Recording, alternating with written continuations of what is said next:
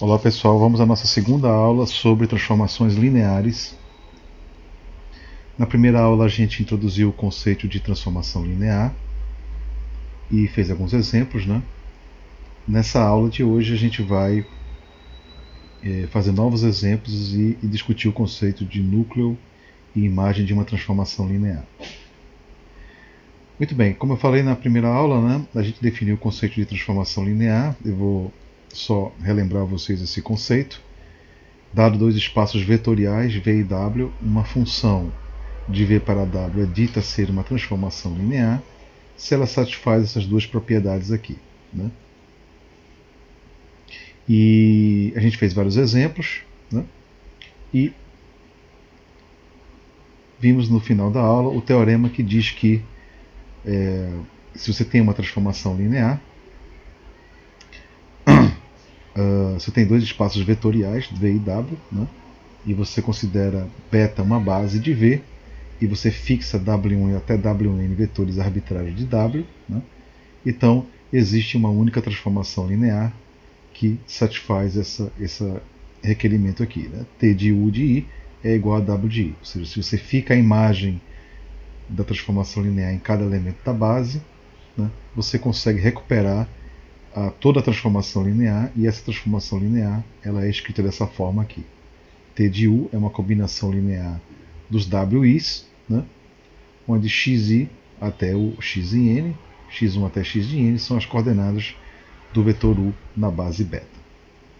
Vimos alguns exemplos desse teorema. E nessa aula de hoje a gente vai discutir outro aspecto, né, importante das transformações lineares, que a gente chama de núcleo da transformação e conjunto imagem, né? Então vamos lá. Eu vou começar como sempre com dois espaços vetoriais, V e W, e ter uma transformação linear de V para W. Então, relembrando aqui, né, que uma transformação linear, de forma geral, ela é uma função, né? E uma função entre dois conjuntos, V e W. Como uma função, então eu tenho o que a gente chama de conjunto imagem, que a gente aprendeu no ensino médio, né? Você tem uma função e dessa função ela tem associada a ela o que a gente chama de conjunto imagem. O que é o conjunto imagem? O conjunto imagem é o conjunto de todas as imagens da minha função T de U, onde U varia no meu domínio da função, que no caso aqui é o espaço vetorial V grande. Então, o conjunto imagem de uma transformação linear T não tem segredo, é simplesmente o conjunto imagem da função T, né? Que esse conceito a gente aprendeu no ensino médio. É o conjunto imagem da função T. É somente isso, certo? E T, portanto, pode ser descrito como sendo conjunto. Esse aqui é um subconjunto de W, né? A imagem de T é um subconjunto de W, porque cada elemento da imagem, né, TU é um elemento de W, né? Então esse aí é o nosso conjunto imagem. O novo aqui é o conceito de núcleo, ou chamado em inglês também de kernel, né? O núcleo, o kernel de T, ele vai ser o conjunto que eu vou denotar sempre dessa forma, QR, como sendo kernel de T, é simplesmente esse kernel é um subconjunto do domínio da minha transformação linear, ou seja, esse kernel aqui é um conjunto dos vetores U pertencentes a V grande, que anula a minha transformação linear, ou seja, é o conjunto dos vetores U em V grande, tal que T de U é o elemento neutro do meu espaço vetorial W. Certo? Então, o kernel, ou núcleo da minha transformação, é um subconjunto do meu espaço vetorial V, formado pelos vetores que anulam a minha transformação linear. Então, como eu havia falado, note que a imagem de T é um subconjunto de W, e o núcleo, ou kernel de T, é um subconjunto de V, do domínio da minha função. W é o contradomínio, e V é o domínio da minha transformação linear. Certo? Bom, o primeiro resultado da aula é o seguinte: se você tem uma transformação linear, de V para W, então tanto o conjunto imagem quanto o kernel da minha transformação são subespaços vetoriais de W e V, respectivamente. Certo? Bom, uma prova bem. Esse aqui é um resultado bem simples, né? Vamos fazer somente para a imagem. Eu vou deixar a demonstração para o caso do núcleo como exercício para vocês. Então, repare o seguinte, né? Por que a imagem ele é um subespaço vetorial? Bom, a imagem de uma transformação é obviamente que é não vazia, né? E se eu pego dois elementos da imagem, quando eu somo T1 mais TV, como T é linear, T1 mais TV é igual a T avaliado no vetor U mais V. Então, como T1 mais TV é a imagem de U mais V, então T1 mais TV está na imagem da minha transformação linear. Portanto, toda vez que eu pego dois elementos da imagem, a soma também está na imagem. A mesma coisa eu faço quando eu multiplico um escalar por um elemento da imagem. Alfa-T de U, como T é linear, esse alfa passa para dentro. Portanto, alfa-T de U, se T de U está na imagem e alfa é um número real, alfa-T de U também vai estar na imagem, porque alfa-T de U é igual à imagem de alguém, e esse alguém é alfa de U. Certo? Portanto, alfa-T de U está na imagem de T, e logo a imagem de T é um subespaço vetorial de W. Eu vou deixar que vocês façam a demonstração para o kernel da minha transformação. Tem que mostrar que ele é um subespaço. Muito bem, de posse desse resultado, vejamos alguns exemplos.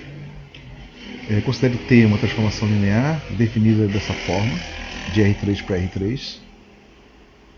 Determinar a imagem e o kernel da minha transformação linear. Bom, vamos lá. Por definição, um vetor em R3 pertence ao kernel da minha transformação se somente se esse vetor anula a minha transformação linear. XYZ realiza a seguinte igualdade. TXYZ tem que ser igual ao vetor nulo. Ora, mas TXYZ é igual a x2y e 0. Isso aqui é zero se somente se x e y são zero. E z pode ser qualquer número real. Logo, o núcleo da minha transformação, o kernel da minha transformação, ela é o subespaço gerado pelo vetor 001. Certo? Muito bem, então isso aí a gente resolveu o núcleo, o kernel. Vejamos agora a imagem. A imagem de T, por definição, ele é o conjunto de todas as imagens da minha função. Né? Então é o conjunto formado por TXYZ, onde XYZ varia no domínio da minha função. Mas quem é TXYZ? TXYZ é igual a x2y0, onde, como a minha imagem aqui não depende de z, então eu posso escrever então o meu conjunto de imagem como sendo o conjunto dos vetores da forma x2y0, onde x e y pertencem aos números reais. Como a minha variável z, minha coordenada z é sempre zero, então esse conjunto ele é gerado por dois vetores. Dois vetores que na terceira coordenada é nula. Então eu vou colocar 1 na primeira coordenada, né?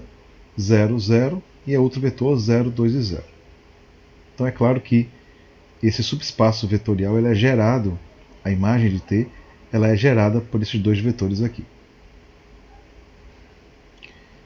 Por fim, se você quiser reescrever o conjunto de imagem como sendo explicitamente, né, a imagem de T em alguns vetores, você pode reparar o seguinte, né, que T de 1, 0, 0 é esse primeiro vetor aqui, 1, 0, 0. E T de 0, 1, 0 é esse segundo vetor aqui, que é o 0, 2 e 0. Então eu posso escrever o conjunto de imagem como sendo gerado, né, por esses dois vetores aqui, que são iguais a esses aqui de cima. Certo? Então isso nos possibilita o término do exemplo. Né? Próximo exemplo é encontrar uma transformação linear de R3 para R4, cuja imagem dessa transformação é dada gerada por esses dois vetores aqui. Esse é um exemplo importante, né? porque envolve vários conceitos que a gente viu até agora durante o curso, tá certo? Então vamos lá fazer com detalhes esse exemplo. Ele pede para você encontrar uma transformação linear de R3 para R4, cuja imagem ela é gerada por esses dois vetores. Tá? Então vamos lá. Como é que a gente vai achar essa transformação linear? Eu vou usar três aspectos fundamentais que a gente viu até agora. Dois aspectos fundamentais que a gente viu nesta aula, que é o conceito de núcleo e imagem, tá certo? E além disso eu vou utilizar o teorema da aula passada. Então vamos lá. Eu vou considerar, vou chamar beta como sendo esses dois vetores aqui, que geram essa minha transformação linear que eu quero achar. Eu quero achar uma transformação linear que satisfaz essa propriedade aqui, tá certo? Bom, vamos fixar as ideias, então eu vou para fixar as ideias, eu vou denotar beta como sendo esses dois vetores aqui. Bom, primeiro você observe que beta ele é linearmente independente, certo? Ele é linearmente independente. É fácil ver que isso aqui é linearmente independente. É só fazer a combinação linear nula e vocês vão ver facilmente que isso aqui é linearmente independente.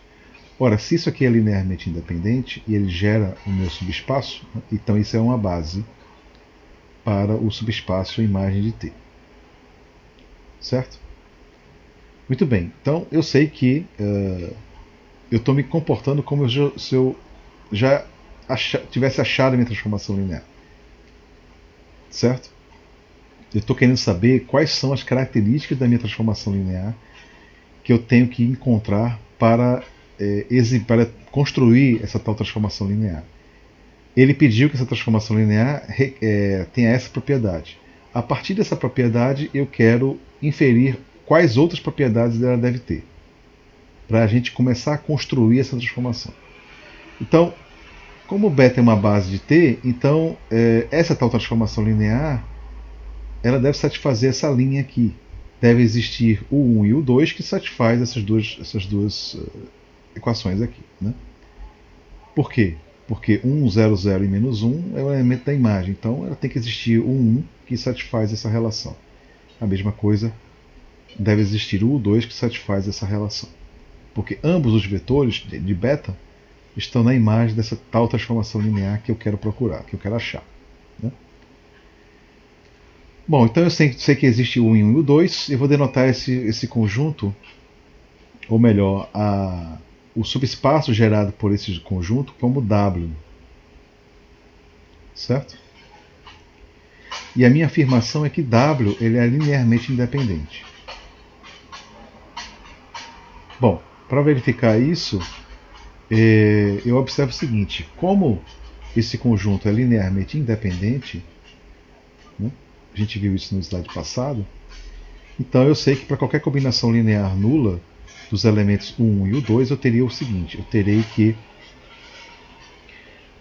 né, T de aplicado neste vetor, isso aqui é o vetor nulo, porque esse aqui do lado esquerdo eu posso escrever como sendo A1 T de U1 mais A2 T de U2. Eu estou usando a linearidade da minha transformação linear. Então isso aqui é igual a isso, de um lado. Por outro lado, T de U1 é igual a esse vetor aqui, né, que ele deu, e T de U2 é esse vetor aqui. Logo, qualquer combinação linear nula que eu tenho de A1 de U1 e U2, qualquer combinação linear nula que eu faça, né, os coeficientes devem ser todos nulos. Né? Por quê? Porque T1 e T2 são linearmente independentes.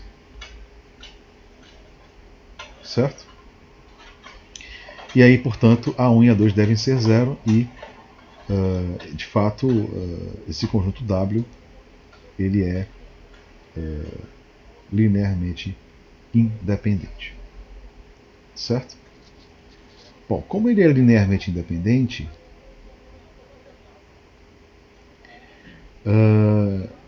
eu vou gerar, né, o R3 como sendo a soma direta de dois subespaços vetoriais. O meu subespaço W,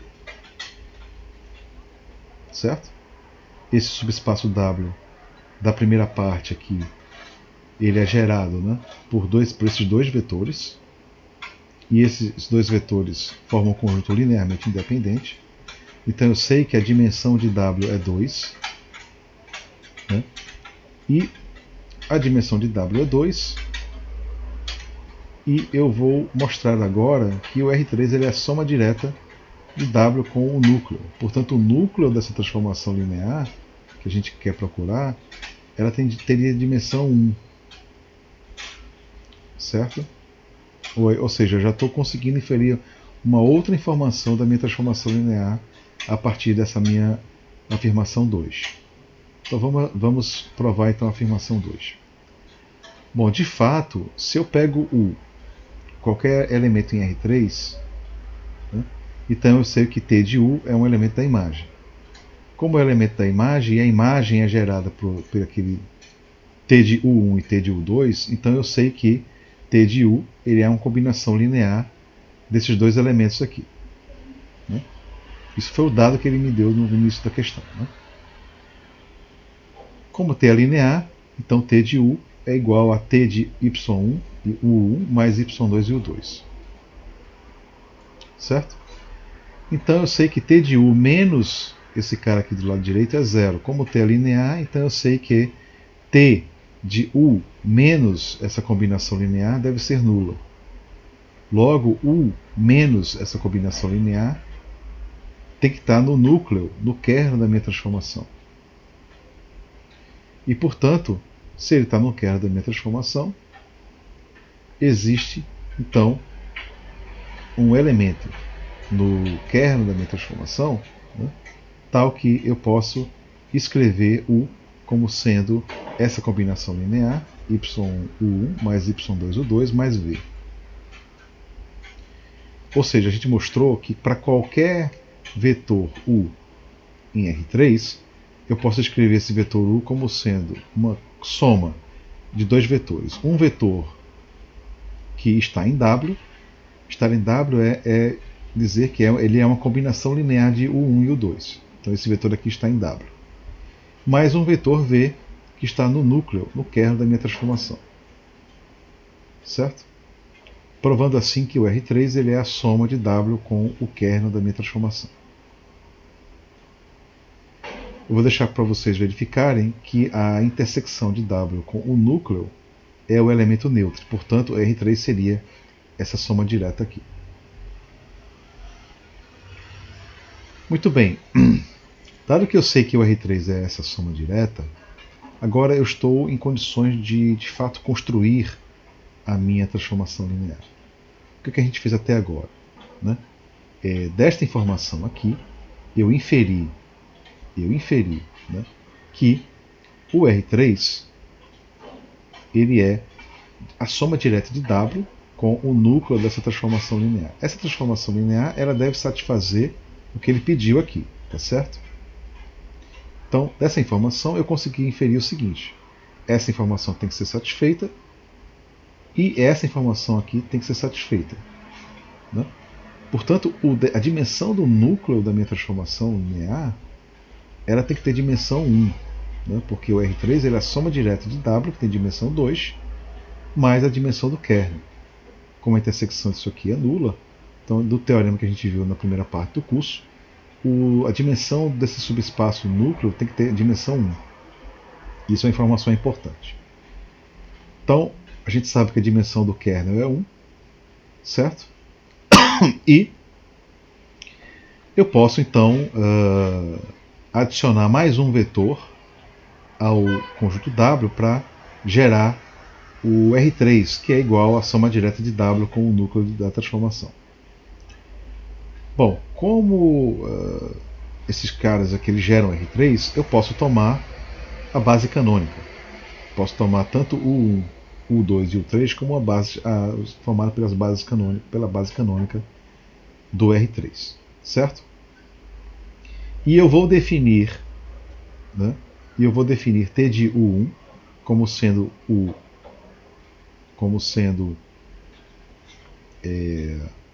o primeiro elemento que ele deu, né, da minha base, da imagem. T de U2 como segundo elemento. da base da imagem, e T de U3 como sendo 000. Né? Por quê? Por quê? Repare que pelo teorema da aula passada, se eu sei que E1, E2 e E3 é uma base de R3 e você me deu esses três vetores, existe uma única transformação linear que realiza essa equação 1 aqui. Basta você me dar as imagens de cada elemento de uma base do R3.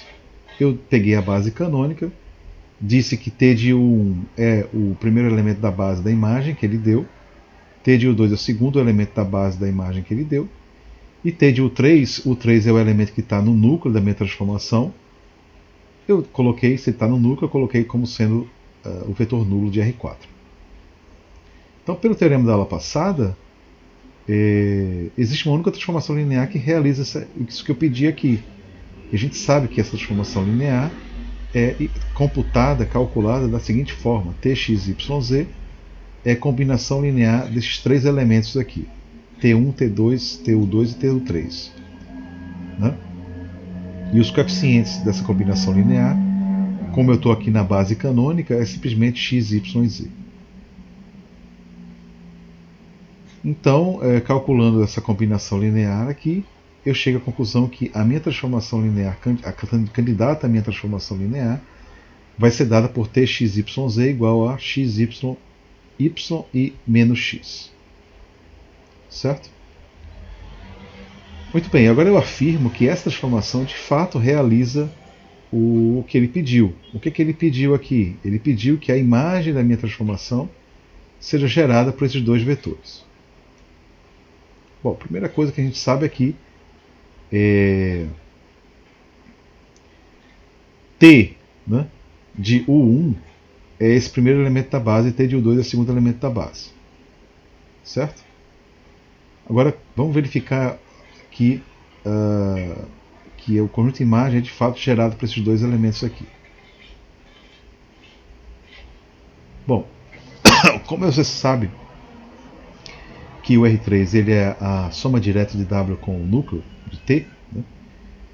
Então eu sei que por cada elemento de R3 eu posso escrever ele como sendo uma soma de A com B, onde A é um elemento de W e B é um elemento que está no núcleo. Como a minha transformação é linear, então Txyz tem que ser igual a T de A mais T de B. Porém, T de B é zero, porque é o vetor nulo em R4. Por quê? Porque B está no núcleo. Então, essa minha transformação linear que a gente acabou de construir, ela tem essa propriedade aqui. Txyz é igual a T de A, onde A é um elemento de W. Ora, W é uma combinação linear de U1 e U2. Certo? Pela linearidade, então eu sei então que Txyz ele será uma combinação linear de 1, 0, 0 e menos 1 e 0, 1, 1 e 0 para cada xyz.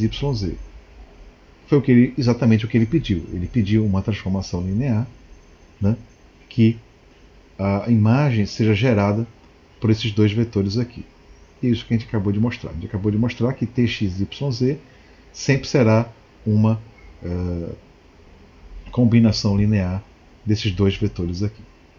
E isso conclui então a resolução do exemplo.